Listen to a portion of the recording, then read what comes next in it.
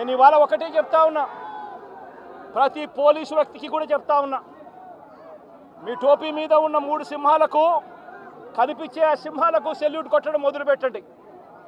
Telugu Desam party నాయకులకు salute కొట్టడం మొదలుపెట్టి వీళ్ళు చెప్పినట్టుగా చేయడం మొదలుపెట్టి అన్యాయాలు చేయడం మొదలు పెడితే మాత్రం ఎల్లకాలం తెలుగుదేశం పార్టీ ప్రభుత్వమే ఉండదు అని చెప్పి ఇవాళ ప్రతి అధికారికి కూడా నేను తెలియజేస్తా ఉన్నా.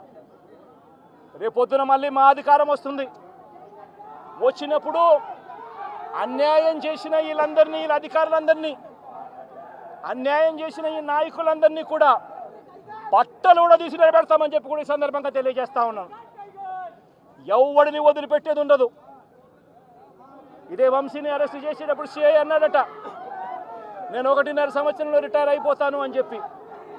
రిటైర్ అయిపోయినా కూడా, సప్త సముద్రాల అవతల ఉన్నా కూడా మొత్తం అందరినీ కూడా పిలిపిస్తామని చెప్పి కూడా ఈ సందర్భంగా చెప్తా ఉన్నా.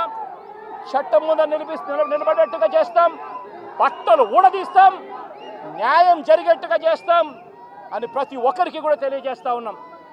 ఈ మాదిరిగా అన్యాయం చేయడం మొదలు పెడితే మాత్రం ఖచ్చితంగా ప్రజలు, దేవుడు ఇద్దరు కూడా వీళ్ళను శిక్షించే కార్యక్రమం ఖచ్చితంగా జరుగుతుందని చెప్పి సందర్భంగా మరొక్కసారి వీళ్ళందరికీ కూడా చెప్తా ఉన్నా.